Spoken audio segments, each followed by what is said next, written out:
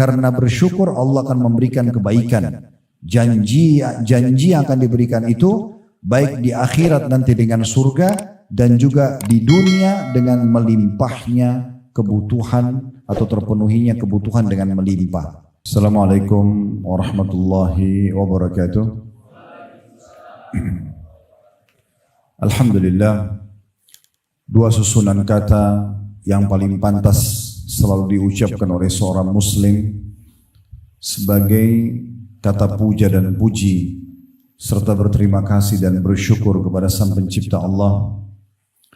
Dan orang yang beriman kepada Allah dipastikan akan punya panduan hidup yang jelas, karena dia tahu mana makanan, mana minuman, mana pergaulan, mana pendapatan yang boleh dan tidak boleh, mana yang boleh dia nikmati yang dikenal dengan halal dan mana yang harus dia kerjakan yang merupakan perintah, wajib ataupun sunnah, dan mana yang harus dia tinggalkan baik itu haram ataupun makruh.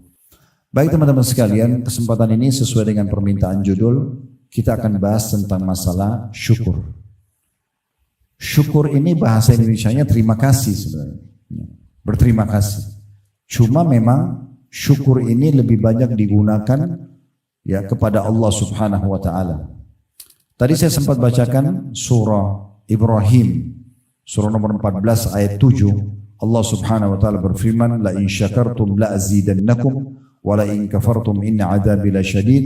Kalau kalian bersyukur pasti aku akan tambah, kalau kalian kufur azabku sangat pedih. Kita coba dengarkan apa penjelasan ulama tentang syukur ini. Karena Allah menjanjikan dan kekal dalam kitabnya Al-Quran dari awal diturunkan 1400 tahun yang lalu sampai nanti menjelang hari kiamat tetap sama, kalau kalian bersyukur aku akan tambah. Lalu apa syukur ini? Sehingga akhirnya membuat kita bisa selalu mendapatkan nikmat yang ada, minimal bertahan atau bahkan dilebihkan. Apakah kesehatan, apakah rezeki ya, harta, apakah pasangan hidup, keturunan, makanan, minuman, kesehatan dan seterusnya. Dikatakan oleh Al-Jauhari dalam kitab beliau namanya As-Sihah fil Lughah. Beliau mengatakan syukur itu dalam etimologi atau bahasa adalah as-sana'u 'alal muhsin bima aulaqahu minal ma'ruf. Syukur adalah pujian bagi orang yang memberikan kebaikan atas kebaikan tersebut. Dan Ibnu Qayyim rahimahullah menjelaskan syukur lebih jauh. Mungkin kita bisa bahasakan ini secara istilah atau terminologinya. Beliau mengatakan zuhuru atharu ni'matillahi ala lisani abdi. Syukur adalah menunjukkan adanya nikmat Allah pada diri seorang hamba dengan pujian, thana, wa'tiraf dan pengakuan melalui lisan, wa ala qalbihi syuhudan wa mahabbah, dan di dalam hatinya ada persaksian dan kecintaan dalam hati, wa ala jawarihi inqiyadun wa ta'ah, dan terhadap anggota tubuh ada kepatuhan dan ketaatan. Dinukil dari kitab Madarikus Salikin. Berarti syukur itu betul-betul kita yakini dulu ini adalah nikmat dari Allah. Kemudian kita yakin Allah lah yang telah menciptakan kita, yang menciptakan nikmat itu, dan juga yang bisa menambah dan mempertahankan, maka akhirnya kita bersyukur kepadanya. Syukur ini teman-teman sekalian, saya berharap kita fahami baik-baik. Jangan selalu kita anggap bersyukur kalau yang kita dapat hanya duit saja. Karena banyak orang merasa nikmat itu hanya duit. Kapan dia punya pekerjaan, dia punya uang, dia kaya raya, maka berarti dia bersyukur. Dia di situ saat itu wajib bersyukur. Padahal sebenarnya syukur bukan seperti itu. Syukur jauh lebih luas atas semua nikmat Allah Subhanahu wa taala. Kita masih bisa memfungsikan anggota tubuh dengan menghirup nafas, mengeluarkan nafas sehingga bisa ada sirkulasi oksigen dalam diri kita, tubuh kita sehingga kita bisa hidup. Mata kita masih bisa menangkap cahaya sehingga kita bisa bedain ini terang, ataupun kalau tidak ada cahaya gelap, telinga kita bisa berfungsi membedakan intonasi keras sama lembut seketika. Kemudian lisan kita, lidah masih bisa membedakan asam, manis, ya. Kemudian pedas seketika. Hidung kita masih bisa membedakan mana wangi, mana busuk seketika. Tangan kita, anggota tubuh masih peka. Kita masih bisa menyentuh benda dan kita tahu ini lembut atau kasar, ini panas atau dingin. Bahkan ada banyak hal-hal yang mungkin di mata manusia yang belum belajar, itu bukan nikmat, bahkan siksaan bagi mereka. Seperti contohnya lapar. Kita sekarang Ramadan ini dilatih oleh Allah Subhanahu wa taala untuk bisa merasakan apa yang dirasakan oleh orang-orang yang susah hidupnya. Mereka kelaparan, tidak punya makanan, harus berharap pemberian orang. Mungkin di mata sebagian orang, lapar itu adalah siksaan. Begitu juga dengan haus, begitu juga dengan capek misalnya. Tetapi fahami baik-baik teman-teman sekalian, justru yang kita anggap ujian bagi orang lain itu adalah perangkat-perangkat terbaik untuk menikmati nikmat yang sedang Allah berikan. Berarti nikmat Allah itu terlalu luas. Jangan pernah kurung nikmat Allah di uang saja. Berapa banyak orang yang uangnya sedikit, tapi karena Allah panjangkan umurnya, Allah berikan kesehatan, Allah berikan kegembiraan, hidupnya bahagia. Berapa banyak orang yang melimpah hartanya, tapi karena Allah uji dengan segala macam penyakit, gangguan-gangguan yang ada, maka dia terganggu. Jadi jangan batasi nikmat itu kepada hal-hal yang sempit. Setiap kali Anda merasakan sebuah nikmat yang baik, bahkan terselamatkan dari sebuah mara bahaya, nggak jadi tabrakan, nggak jadi ribut rumah tangganya, nggak jadi ini dan itu berarti luar biasa. Nikmat Allah yang harusnya kita syukuri. Kita bisa mengeksekusi sebuah program, walaupun cuma program misalnya, satu program sederhana, berhasil pakai sepatu, berhasil buka pintu, berhasil pakai baju, sebuah nikmat yang harusnya kita syukuri. Apalagi kalau kita bisa menyelesaikan akad kita di kantor, misalnya dengan menyelesaikan pekerjaan pada hari itu, maka itu luar biasa nikmat yang harusnya kita syukuri. Jadi terlalu luas makna nikmat yang harus kita syukuri. Nabi Muhammad SAW teman-teman, saking fahamnya beliau masalah ini, sampai dikatakan dalam riwayat yang sahih, kalau nikmat sedang ada pada diri beliau, beliau mengucapkan alhamdulillahilladzi bi ni'matihi tatimmus shalihat. Segala puji dan puja kehadirat Allah yang semua kebaikan tersempurnakan dengan izinnya. Tapi kalau ujian sedang datang, lagi sakit, lagi ada gangguan orang, beliau tetap masih mengatakan alhamdulillah, hanya sambungannya ala kulli hal. Segala puji dan puja kehadirat Allah atas segala keadaan. Dalam keadaan ujian beliau masih bisa bersyukur. Karena tingkatan manusia memang ada level-levelnya. Level yang paling buruk diberikan nikmat tidak pernah bersyukur. Dari awal kita ketemu orang seperti ini sampai terakhir kita berpisah semuanya keluh kesah. Istri saya begini, anak saya begini, pembantu saya begini, rumah saya begini, semuanya gak ada yang disyukuri. Apalagi kalau ujian datang, lebih banyak keluh kesahnya. Ini orang yang buruk. Yang kedua, standar. Yang kata Nabi SAW, ajaban di amri mu'min, sungguh mengagumkan perkara orang mukmin, wala yakunu dzalika illa li mu'min. Dan itu tidak dimiliki kecuali oleh orang-orang yang beriman. In asabu sarra syakar. Kalau dia diberikan nikmat dia bersyukur, wa in asabu dharra sabar. Kalau dia diberikan ujian dia bersabar. Jadi kalau ada nikmat bersyukur, ada ujian dia bersabar. Tapi ada level tertinggi, diberikan nikmat bersyukur, diberikan ujian bersyukur. Bagaimana caranya supaya kalau ujian datang kita masih bisa bersyukur? Kita melihat orang yang lebih berat daripada kita. Kaidah hidup sederhana, kalau Allah berikan kita nikmat, lihat orang yang di bawah kita. Misalnya kita punya motor, jangan lihat orang yang punya mobil.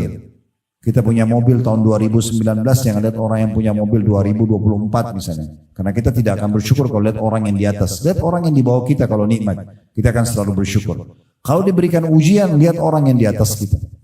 Kalau kita flu, lihat orang yang flu sama demam. Kita flu dan demam, lihat orang yang flu, demam, rematik.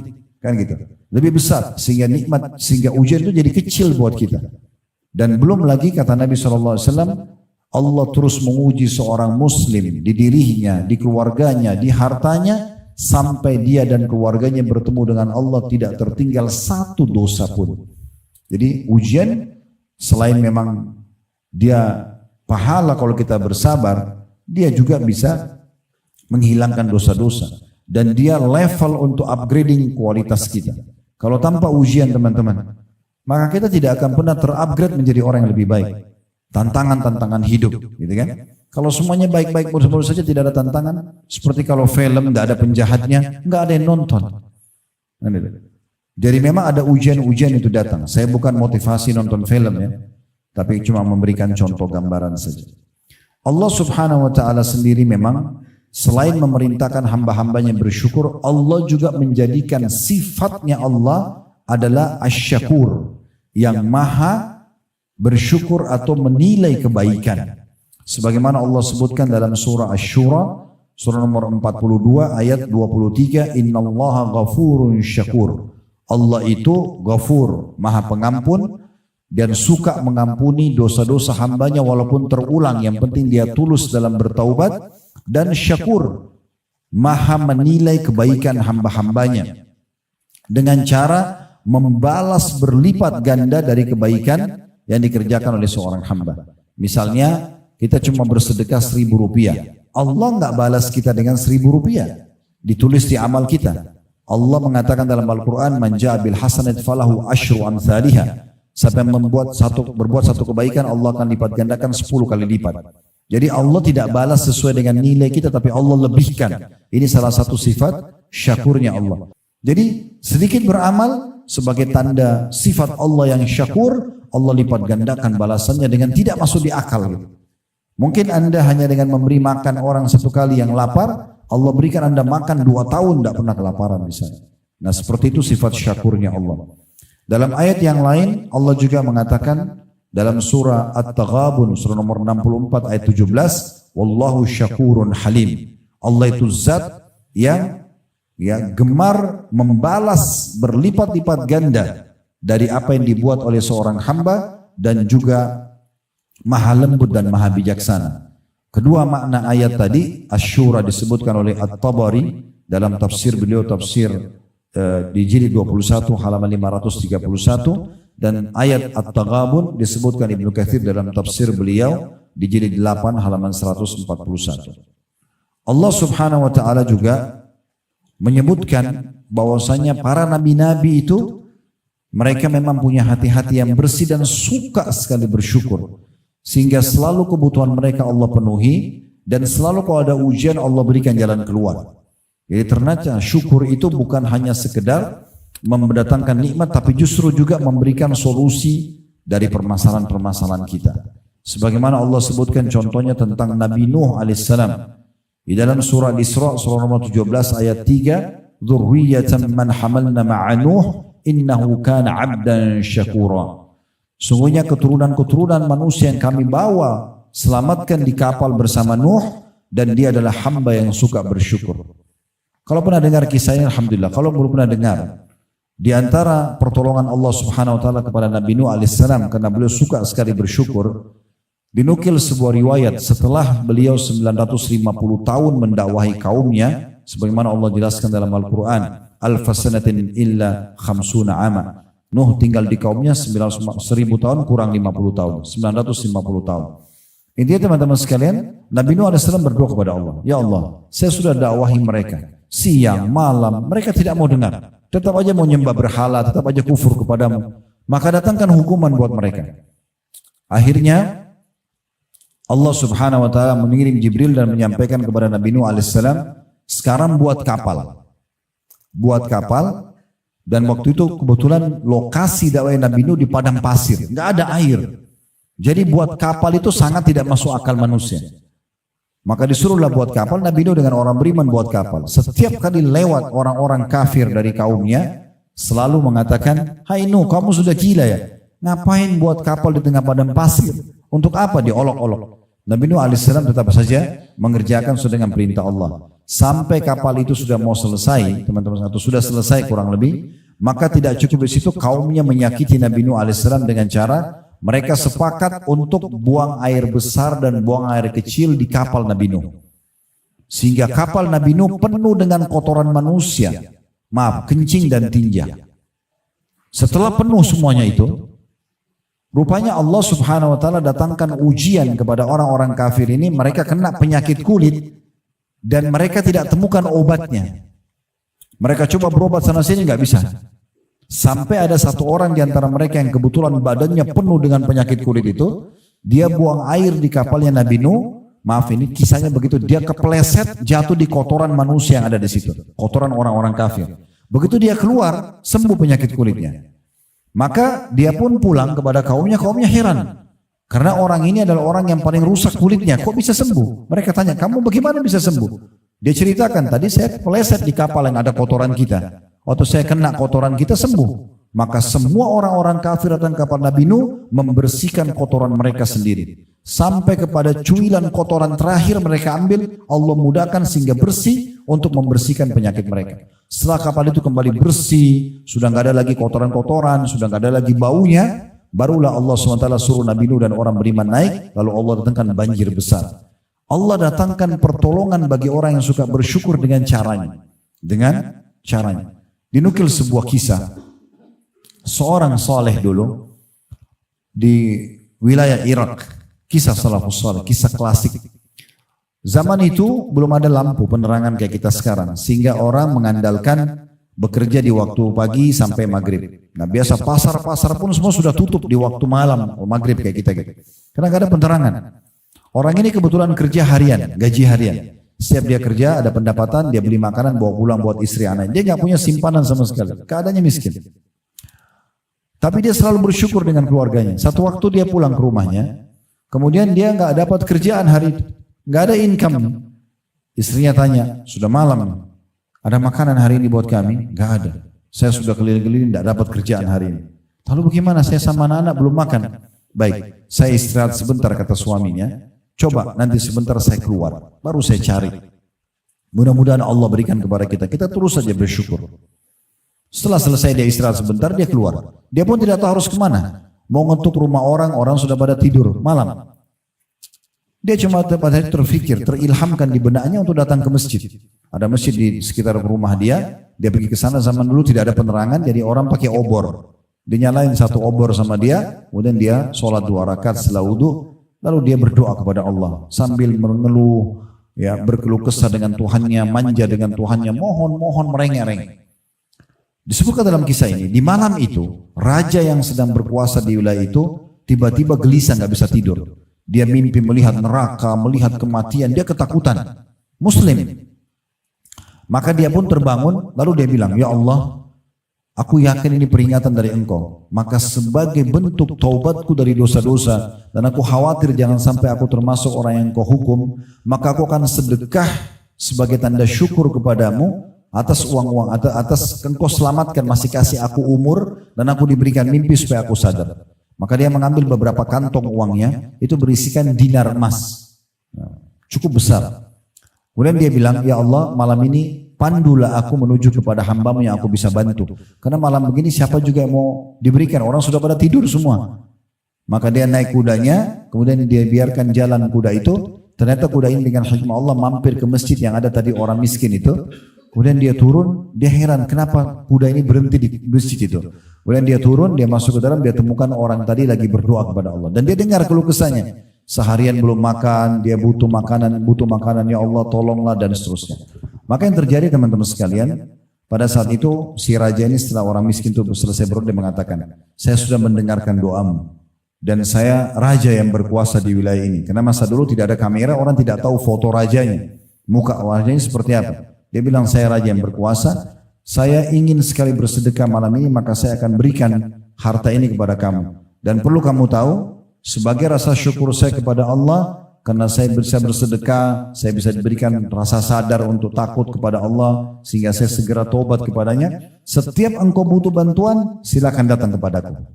Maka orang miskin ini dengan akidah dan keyakinan yang sangat kuat, dia mengatakan, kalaupun saya ada hajat lagi setelah ini, saya tidak akan datang kepada anda. Tapi saya datang kepada Allah yang telah mengutus anda datang kepada saya. Syukur bisa mendatangkan raja kepada orang miskin ini, membawa bantuan itu kepadanya. Dan banyak sekali fenomena-fenomena seperti ini yang terjadi. Tinggal bagaimana kita menjadi hamba yang bisa bersyukur. Nabi Ibrahim juga disebutkan oleh Allah Subhanahu wa taala adalah orang yang suka sekali bersyukur. Disebutkan dalam surah An-Nahl, surah nomor 16 ayat 120 sampai 121. Inna Ibrahim kana ummatan qanitan lillahi hanifan wa lam yakun minal musyrikin syakiran li an'umih ishtabahu wa hadahu ila siratin mustaqim. Sungguhnya Ibrahim adalah seorang imam yang dapat dijadikan teladan atau pemimpin, lagi patuh pada Allah dan berada di jalan yang lurus, dan dia sekali-kali bukanlah termasuk orang yang musyrik, dan dia senantiasa atau selalu mensyukuri nikmat-nikmat Allah dan menunjuki ke jalan yang lurus. Jadi Nabi Ibrahim AS bersyukur. Salah satu tanda banyaknya fenomena syukur Nabi Ibrahim AS. Tapi salah satu bentuk syukurnya, Nabi Ibrahim teman-teman tidak pernah makan sendirian. Tidak pernah. Setiap kali istrinya buatin masakan, selalu dia buka pintu, dia panggil siapapun yang lewat depan rumahnya lalu dikasih makanan. Sampai beliau dapat julukan Abu Dhufain atau bapaknya para penjamu tamu. Nabi Muhammad SAW dalam riwayat Bukhari Muslim diceritakan oleh Aisyah radhiyallahu anha, kana Rasulullah SAW idza qama ila salati qama hatta tafattar rijlah. Nabi SAW kalau bangun salat malam, terus beliau salat semalam suntuk sampai kaki beliau pecah-pecah. Qalat Aisyah radhiyallahu anha, maka Aisyah istrinya berkata, ya Rasulullah, wahai utusan Allah, atasna'u hadha wa qad ghufira ma taqaddama min dhanbika wa ma ta'akhkhar. Apakah Anda harus paksakan diri seperti ini, salat sampai kakinya pecah-pecah, sementara Anda sudah diampuni dosanya yang lalu dan akan datang? Apa jawaban Nabi SAW? Beliau tidak bilang ini perintah Allah, enggak. Beliau mengatakan, afala akunu abdan syakura. Apakah aku tidak boleh menjadi seorang hamba yang bersyukur? Jadi dari perbuatan para nabi-nabi ini kita bisa lihat bagaimana sebenarnya mereka itu meletakkan syukur. Selain mereka mensyukuri nikmat yang ada, mereka juga arahkan bentuk nikmat itu kepada ketaatan kepada Allah. Nabi SAW tadi gunakan sholat sampai kaki beliau pecah kesehatannya. Ibrahim AS makan, beliau berikan kepada orang lain. Misalnya. Dan sekian banyak contoh-contoh yang berhubungan dengan masalah ini. Allah juga memerintahkan kita teman-teman untuk bersyukur dalam ayat lain. Seperti misalnya dalam surah Al-Baqarah, surah nomor 2 ayat 172. Ya ayyuhalladzina amanu kulu min thayyibati ma razaqnakum washkuru lillahi in kuntum iyyahu ta'budun. Hai orang beriman, makan nikmatin dari hal-hal yang baik yang telah kami siapkan untuk kalian, dan bersyukurlah kepada Allah atau bersyukur kepada Allah yang kepadanya kalian menyembah atau patuh. Juga Allah Subhanahu wa taala mengatakan dalam surah Al-Baqarah surah nomor 2 ayat 152, fadhkuruni adzkurkum. Selalu ingat kepadaku, aku ingat kepada kalian, washkuruni wala takfurun. Bersyukurlah maka pasti aku akan tambah. Kemudian dalam surah Az-Zumar surah nomor 39 ayat 7 Allah mengatakan, wa in tashkuru yarallahu lakum. Kalau kalian bersyukur, pasti dia akan ridho kepada kalian. Dan kalau Allah sudah ridho kepada kita, maka dipastikan tentunya Allah akan memenuhi kebutuhan kita. Kata Imam At-Tabari dalam tafsir ayat-ayat syukur, di antaranya Al-Imran surah nomor 3 ayat 145, wasanajjis syakirin, dan kami akan balas orang-orang yang suka bersyukur. Beliau mengatakan maksudnya karena bersyukur Allah akan memberikan kebaikan. Janji yang akan diberikan itu baik di akhirat nanti dengan surga, dan juga di dunia dengan melimpahnya kebutuhan atau terpenuhinya kebutuhan dengan melimpah. Orang kalau bersyukur teman-teman sekalian, apalagi kalau dikombinasi dengan beriman, itu akan jauh dari siksa Allah.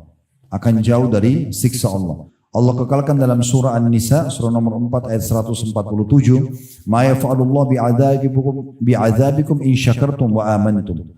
Kenapa Allah harus siksa kalian kalau kalian itu termasuk orang-orang yang bersyukur dan juga orang yang beriman? Ulama berbeda pendapat teman-teman tentang mana yang lebih afdal di sisi Allah, orang miskin yang bersabar atau orang kaya yang bersyukur. Orang miskin kalau dia bersabar pahalanya besar. Tapi kalau dibandingkan dengan orang kaya yang bersyukur, mana lebih afdal? Kesimpulannya ulama mengatakan orang yang kaya bersyukur lebih afdal. Karena bertemu antara nikmat yang ada dan dia syukuri. Berarti kita syukuri nikmat lebih besar daripada sabar terhadap ujian itu sendiri. Jadi harusnya kita selalu bersyukur. Dan nikmat-nikmat ini kita selalu dianjurkan untuk menyebutnya sebagai nikmat dari Allah. Alhamdulillah. Bapak sehat ya? Ibu sehat? Alhamdulillah. Allah kasih saya kesehatan. Bapak ibu sudah punya kerjaan? Alhamdulillah. Selalu alhamdulillah. Sudah berkeluarga tangga? Alhamdulillah. Sudah punya keturunan? Alhamdulillah. Misal, dia selalu ikutkan dengan seperti itu. Ya. Karena Allah mengatakan dalam surah Ad-Duha, surah nomor 93 ayat 11, wa amma bi ni'mati rabbika fahaddits. Kalau nikmat-nikmat Tuhanmu sebutkan. Sebutkan. Alhamdulillah Allah berikan kepada saya ini dan itu misalnya, bukan karena kesombongan. Baik, kita akan coba berikan mengerucut ke poin-poin bagaimana cara bersyukur. Yang pertama, lisan selalu mengucapkan Alhamdulillah. Sebagaimana tadi kita bilang, Nabi SAW bilang Alhamdulillah dalam nikmat dan juga dalam ujian bahkan. Dengan bersangka baik kepada Allah kalau ujian ini baik buat dia. Kemudian yang kedua, menggunakan nikmat pada ketaatan. Nah ini penting sekali. Kesehatan dipakai untuk sholat, untuk puasa, untuk bekerja cari rezeki halal, bukan untuk maksiat. Karena sangat tidak pantas kalau kita diberikan sebuah fasilitas lalu kemudian kita pakai untuk melanggar. Kayak antum kerja di perusahaan begini, dikasih fasilitas gaji, apalah fasilitas kantor mungkin ada di sini misalnya. Lalu justru kita melanggar peraturan perusahaan. Kan tidak berimbang. Harusnya balance. Diberikan fasilitas, dibalas dengan kualitas kan gitu. Harusnya kita balas dengan yang baik. Nah seperti itulah kalau nikmat Allah sedang diberikan kepada kita. Jangan digunakan kemaksiatan. Jangan teman-teman sekalian justru dipakai untuk maksiat kepada Allah. Untuk berzina, untuk mabuk, untuk apalah, membunuh, apa segala macam ini tidak boleh. Ya. Harusnya kita gunakan di atas ketaatan kepada Allah Subhanahu wa taala sebagai bentuk syukur kita kepada Allah. Kemudian juga dianjurkan agar kita sujud syukur. Sujud syukur. Nah, sujud syukur ini teman-teman yang ketiga tidak harus berwudu. Tapi disebutkan dalam sebuah riwayat Abi Bakrah radhiyallahu anhu, kana Rasulullah sallallahu alaihi wasallam idza ja'a amrun busyira bihi kharra sajidan syakiran lillah. Dalam hadis riwayat Abu Dawud dengan sanad hasan, bahwasanya Nabi SAW kalau dapat berita gembira aja di kuping beliau, maka beliau langsung sujud kepada Allah sebagai tanda syukur. Nah ini sujud tinggal cari arah kiblat sujud syukur, walaupun tidak dalam kondisi tidak berwudu. Karena ini beda, bukan sujud solat ya. Maka kita harus fahami kalau kita juga disunnahkan untuk sujud syukur. Ya. Dan ada satu zikir pagi petang saya sarankan untuk tidak luput dari kita di pagi baca ya. Allahumma ma asbaha bi min ni'matin aw bi ahadin min khalqika faminka wahdaka la syarika lak falillahil hamdu walakas syukur. Kata Nabi SAW, siapa yang membaca ini di pagi hari, ya Allah, atas nikmat yang engkau berikan pada hari ini dan engkau berikan kepada salah seorang dari makhlukmu, maka sungguh nikmat itu pasti darimu dan tidak ada sekutu bersamamu, maka segala pujian dan syukur atau terima kasih untukmu. Kata Nabi SAW, siapa yang baca sekali saja ini, faqad adda syukra yaumihi, maka dia seperti sudah menunaikan tugas syukurnya di pagi itu kalau dia baca pagi hari. Wa man qala hina yumsi faqad adda syukra lailatihi, dan siapa yang menyebutkan zikir ini, doa ini sekali saja sore hari, maka secara otomatis dia seperti sudah menunaikan syukur sampai besok pagi lagi. Dan ini salah satu doa syukur yang sangat baik untuk kita baca. Yang keempat teman-teman, tanamkan rasa qanaah atau puas.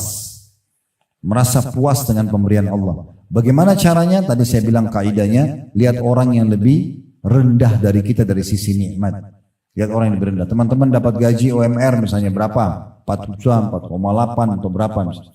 Jangan lihat orang yang sudah jadi manajer di perusahaan kita lebih besar, 7-8 juta misalnya gaji. Lihat orang yang belum punya pekerjaan, orang yang pengangguran, orang yang lebih rendah gajinya. Supaya kita bersyukur, muncul sifat qanaah, merasa cukup. Ya. Kata Nabi SAW dalam hadis riwayat Ibnu Majah dengan hadis dengan sanad sahih, kun wari'an takun a'badan nas wa kun qani'an takun ashkaran nas. Jadilah engkau hamba yang selalu menjaga hubungan baik sama Allah, maka engkau akan menjadi hamba yang paling berbakti.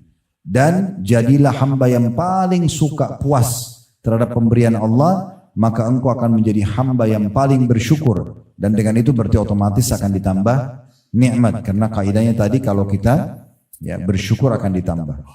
Yang kelima yang kita harus lakukan adalah berbagi dengan orang lain. Berikut juga membalas kebaikan orang yang telah berbuat baik yang setimpal. Teman-teman sekalian, ada satu poin penting dalam Islam yang harus kita fahami. Sedekah itu berbagi dengan orang lain dari apa yang Allah berikan kepada kita. Apakah sedekah harta, sedekah ilmu yang kita ajarkan kepada orang, nasihat, saran, ide, ya.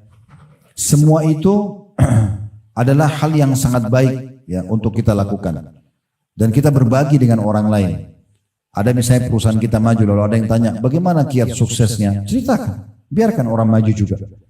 Ini dalam Islam diajarkan begitu.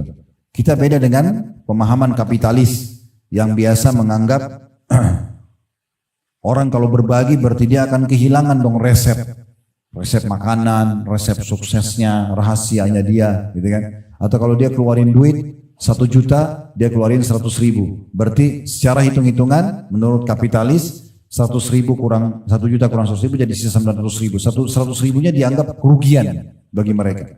Islam tidak seperti itu. Yang kita keluarkan 100.000 itu dalam Islam justru itu investasi yang sebenarnya. Kita keluarkan bukan hilang, jangan dianggap pengeluaran, tapi dia sebuah investasi yang besar yang kalau kita keluarkan Allah menganggap itu pinjaman.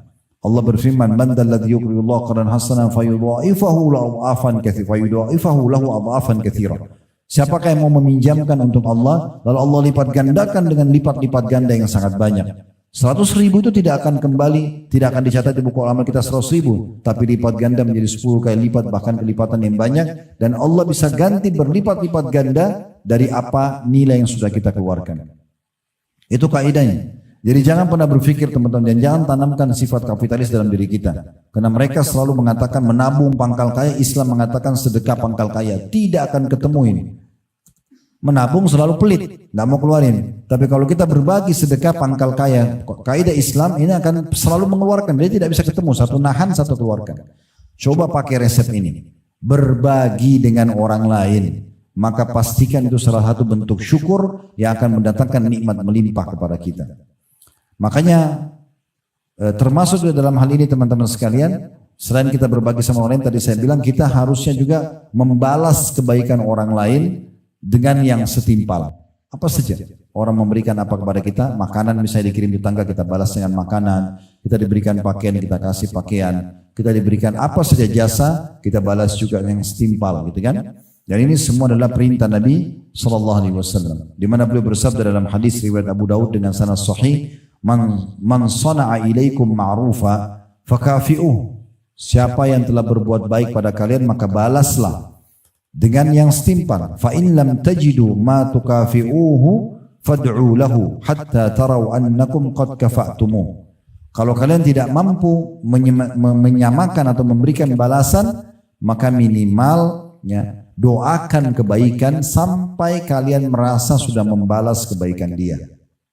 Di dalam riwayat yang lain, riwayat Tirmidzi dengan sanad hasan, man sunya ilaihi ma'rufa, siapa yang telah terbuat baik orang lain, berbuat baik orang lain kepadanya, faqala li fa'ilihi, dia mengatakan kepada orang yang sudah berbuat kebaikan itu, jazakallahu khairan, semoga Allah balas Anda dengan kebaikan, qad ablaga fi tsana, dia telah mengucapkan terima kasih yang sangat besar. Jadi usahakan selalu mengucapin sama teman-teman yang bantu apa saja, walaupun hal kecil, pulpen kita yang diambilkan, sendal mungkin apa saja hal kecil, kita selalu mengatakan jazakallahu khairan kalau laki-laki dan jazakillahu khairan kalau perempuan. Cuma saya lihat beberapa teman-teman kita yang sudah ngaji ini, mereka sering menghilangkan khairannya. Mereka cuma bilang jazakallah, jazakallah. Jazakallah artinya semoga Allah balas. Apa? Khairan. Khairan itu maksudnya kebaikan. Jadi kita harus ikuti dengan khairan. Dan tidak usah tambah dengan kathiran misalnya, cukup. Jazakallahu khairan. Dan siapa yang telah bersyukur dan berterima kasih pada manusia, dianggap dia telah berterima kasih kepada Allah. Kata Nabi SAW dalam hadis yang diriwayatkan Tirmidzi dengan sanad hasan sahih, man lam yashkurun nas la yashkurullah. Siapa yang belum berterima kasih pada manusia, maka berarti belum berterima kasih kepada Allah. Lihat orang-orang terdekat kita. Teman-teman di sini yang datang dari luar kota perantauan, kalau masih punya orang tua di kampung sana, terima kasih sama mereka. Bukan setahun sekali pada saat mudik, bukan di saat ada kesempatan. Setiap hari, kalau perlu sebelum aktivitas, telepon mereka. Ibu, ayah, assalamualaikum warahmatullahi wabarakatuh. Apa kabar? Ada yang bisa saya bantu enggak? Ada yang perlu saya kirimin dari Jakarta enggak? Ada yang ini enggak dibutuhin atau apa misalnya? Dibutuhin misalnya. Kalau mereka bilang tidak, baik, tolong doakan saya ya. 1 menit atau setengah menit saja. Minta keriduan mereka, minta doa mereka. Maka itu bentuk syukur kepada manusia. Orang yang terbaik adalah orang tua kita. Ya. Disebutkan dalam sebuah kisah di Saudi, teman-teman, ada orang sudah divonis di pengadilan, dia akan dipenjara kalau tidak salah 10 tahun. Tapi dia nggak salah orang ini. Dia nggak salah. Memang ada orang yang membuat sertifikat tanah palsu segala macam, itu merekayasa data, itu menang di pengadilan dan dia yang justru disalahkan, dianggap dia yang memalsukan di balik fakta. Sekitar 1 jam lagi akan ada keputusan hakim. Dia masih di pengadilan. Di saat itu dia masih boleh keluar gitu, ya. Maka dia sempat menelpon seorang syekh, seorang ulama di sana, ceritakan fenomena, lalu dia mengatakan, apa saran Anda? Ini sudah jelas secara realitas saya akan dipenjara, padahal saya tidak salah. Pertanyaan syekhnya, apa kau masih punya orang tua yang hidup? Dia bilang ada, tapi tinggal ibu saya, ayah saya sudah meninggal. Kata syekhnya, ibumu tinggal sekota sama kamu? Dia bilang iya. Baik, mau dengar saran saya? Mau. Sekarang kamu keluar dari pengadilan, cari restoran terbaik yang bisa kamu dapat, beli makanan terbaiknya, pergi makan siang bersama ibumu. Kata orang ini, syekh, saya sebentar lagi divonis penjara 10 tahun, bagaimana saya bisa mau beli makanan buat ibu saya lagi? Kata syekhnya, kalau kau mau dengar saran saya silakan. Hanya diikuti sama dia. Dia keluar, dia beli makanan terbaik, dia pergi ke rumah ibunya. Dia gak cerita apa-apa. Tapi subhanallah, ibunya kaget karena tidak biasa datang siang hari makan siang sama ibunya. Dia bilang, ibu ini saya berikan makanan terbaik, saya mau makan sama ibu. Kata dia, semenjak dia duduk, ibunya terus mendoakan. Semoga Allah mudahkan urusanmu nak, semoga Allah begini dan begitu. Ibunya terus doakan. Subhanallah, beberapa menit setelah dia duduk sama ibunya, ditelepon oleh pengadilan dan ada pengacaranya di sana. Kalau ternyata orang yang menipu yang sedang menuntut dia itu ternyata terbukti palsu semua surat-suratnya dan dituntut oleh pihak lain dan terbukti surat dia yang benar, maka dia bebas.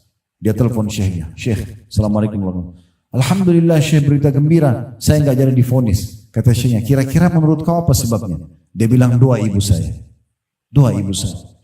Teman-teman sekalian, berdoa buat orang, minta terima kasih sama mereka, ucapin terima kasih. Terima kasih bukan cuma sama orang tua, sama siapa saja kerabat kita yang pernah punya jasa sama kita, sama siapa saja manusia yang pernah buat baik sama kita. Kata Umar radhiyallahu anhu, cara berterima kasihnya luar biasa. Kalau ada orang yang mengingatkan satu aib saya, kata Umar, satu kesalahan saya, ini salah hai Umar, luruskan. Ini salah. Maka saya akan berterima kasih pada orang tersebut seumur hidup saya. Bukan sekali aja terima kasihnya. Umar bilang, saya akan terus terima kasih sama dia seumur hidup. Saya akan ingat terus kebaikan itu karena dia mengingatkan kesalahan saya. Itu mengingatkan kesalahan, bagaimana kalau orang itu kasih kebaikan kepada Umar? Ali bin Abi Thalib radhiyallahu anhu mengatakan, saya akan terus siap mengabdi kepada seseorang yang mengajarkan kepadaku satu huruf. Jadi bagaimana kebaikan orang dibesarkan dan dinilai, kita berterima kasih dan menilainya, maka itu bentuk syukur kepada Allah subhanahu wa ta'ala. Ini salah satu yang dianjurkan. Ibnu Qayyim rahimahullah mengatakan, rukun syukur itu ada 3, mengakui nikmat berasal dari Allah, memuji Allah atas nikmat tersebut, alhamdulillah, lalu memanfaatkannya di atas ketaatan. Nabi SAW juga bersabda, agar kita bisa bersyukur yang baik, ya, dan kiat-kiat untuk menambah syukur ini, tadi sudah kita sebutkan ada 5 ya. Terakhir adalah berbagi dengan orang lain dan juga bagaimana kita berterima kasih pada orang yang sudah berbuat baik sama kita dan kita balas. Ya, kita juga dianjurkan pekah. Yang ke-6, pekah dalam menilai nikmat Allah Subhanahu wa taala. Pekah, ya. Kata Nabi SAW, man lam yashkuril qalil lam yashkurul katsir. Orang yang tidak berterima kasih kepada Allah dengan hal-hal yang kecil, maka dia tidak akan terima kasih pada Allah dengan hal-hal yang besar. Hadis ini riwayat Ahmad dan dihasankan oleh Syekh Albani. Sebagai penutup mungkin teman-teman sekalian beberapa poin yang mungkin kami atau beberapa nasihat dari kami sampaikan, perkataan Ibnu Hazm rahimahullah tentang pentingnya seorang hamba menggunakan nikmat yang ada di atas ketaatan. Ingat, kita diciptakan di sini, saya sama Anda semua ada di sini. Tujuan utamanya Allah sebutkan dalam surah Az-Zariyat surah nomor 51 ayat 56. Wa ma khalaqtul jinna wal insa illa liya'budun. Aku tidak ciptakan jin dan manusia kecuali untuk mengabdi dan beribadah kepadaku. Jadi kalau Anda tanya, Ustaz, apakah saya diciptakan memang untuk sholat, untuk puasa, untuk sedekah, untuk menuntut ilmu, untuk bakti orang tua, jenguk orang sakit, bantu orang miskin, jujur, amanah, tanggung jawab? Iya. Tujuan kita hidup di sini untuk itu. Makan, minum, tidur, belanja, ini pernak-perniknya. Jangan pernak-pernik di skala prioritaskan lalu lupakan tujuan utama. Nah, salah satu tujuan kita adalah diciptakan untuk beribadah kepada Allah. Dan salah satu bentuk ibadah itu adalah syukur. Kita bersyukur. Jadi ini bukan pilihan, tapi memang sebuah tujuan kita diciptakan. Dan jangan sampai teman-teman sekalian kita keluar dari tujuan itu. Karena maksiat kepada Allah bukan tujuan hidup kita. Justru itu pelanggaran terhadap tujuan hidup kita. Makanya dianjurkan oleh para ulama, ya, bagaimana kita gunakan nikmat di atas ketaatan, itu bentuk syukur. Kata Ibnu Hazm rahimahullah, kullu ni'matin la tuqarribu minallah la tuqarribu minallahi azza wa jalla fahiya baliyah atau musibah. Semua nikmat yang tidak membuat seorang hamba justru makin dekat kepada Allah, maka dia adalah musibah atau ujian. Dinukil dari kitab Hilyatul Auliya jilid 1 halaman 497.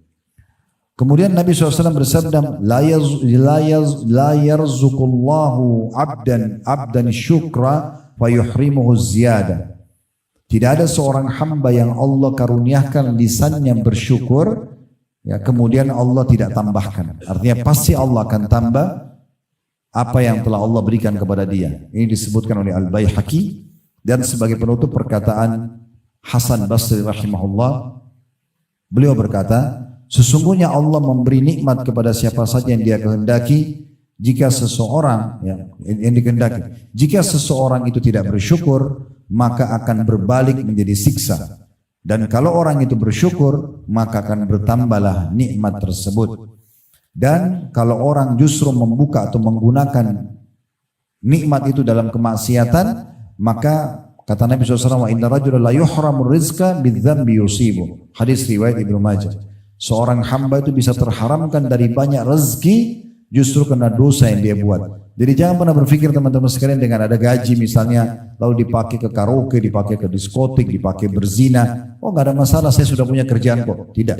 Bisa saja pekerjaan itu hilang dari kita karena dosa.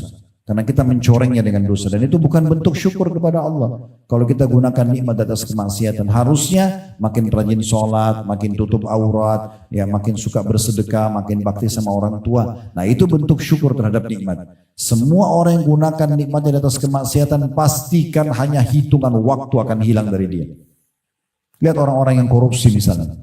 Sebagus apapun rumahnya, semewah apapun mobilnya, sebanyak apapun harta yang menumpuk, satu berita Allah buka, termalukan, disita semuanya, jadi miskin dan pengangguran. Berapa banyak? Berapa banyak orang yang miskin susah hidupnya, tapi selalu bersyukur, kemarin susah, tahun depannya Allah sudah berikan dia pekerjaan, 5 tahun ke depan sudah punya perusahaan sendiri, 10 tahun ke depan mungkin menjadi orang terkaya di kotanya. Bukan mustahil. Jadi ini sunnatullah, sistem yang sudah Allah buat dan tidak mungkin keluar dari situ. Intinya teman-teman sekalian, banyak bersyukur kepada Allah Subhanahu wa taala dan ingat kiat-kiatnya tadi, ucapkan alhamdulillah, jangan gunakan nikmat dalam kemaksiatan kepada Allah, sujud syukur ya. Kemudian balas kebaikan orang dan sebut-sebut kebaikan orang yang Allah berikan melalui orang tersebut, balas dengan kebaikan ya. Dan nilai sekecil apapun nikmat itu dan besarkan ya, besarkan. Kalau Anda mau minum, saya sebentar pada saat buka puasa, jangan hanya sekedar haus langsung minum. Coba nikmati teman-teman. Subhanallah, orang yang menikmati itu orang yang lebih dekat dengan syukur dan bermakna nikmat itu. Contoh misalnya kalau dia minum, bismillah, dia minum, dia resapi, dia enak, dia rasakan. Tehnya kah, sirupnya kah, kopinya kah. Beda dengan orang yang minum cuma mau habisin saja. Sama dengan orang makan. Kalau Anda makan, secara medis pun dianjurkan untuk mengunyah dengan baik. Supaya pencernaan kita tidak terlalu berat gitu kan. Kalau kita kunyah, kita nikmati, kita makan potongan ayam itu, potongan daging itu, tempe itu, sambal nasi itu, kita nikmatin. Beda sekali dengan orang yang makan hanya sekedar untuk menghabiskan saja. Nah, makanya kita harus menyadari teman-teman, kalau nikmat Allah besarkan. Dan coba nikmati. Tidur aja teman-teman. Kalau kita tidur, biar kita tidur di teras rumah kita, di teras kos-kosan kita. Kalau kita tidur dengan niat menikmatinya, beda sekali. Ya, dengan orang yang tidur hanya sekedar untuk menghilangkan ngantuknya misalnya. Maka coba nikmati, makin sekecil apapun nikmat kita coba nikmati dan akhirnya kita syukuri. Dan dengan itu pasti akan ditambah nikmat tersebut. Allahu a'lam.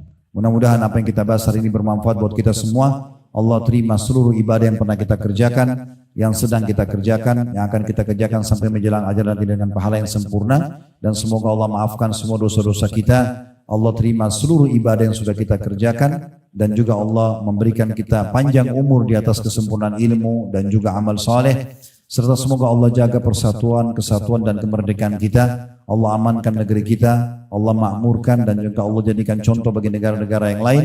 Dan semoga Allah satukan kita semua di surga firdausnya tanpa hisab, mana disatukan dalam majlis ilmu yang mulia ini. Pada benar dari Allah, pada salah dari saya mohon dimaafkan. Subhanakallahumma bihamdika, asyhadu an la ilaha illa anta astaghfiruka wa atubu ilaik. Wassalamualaikum warahmatullahi wabarakatuh.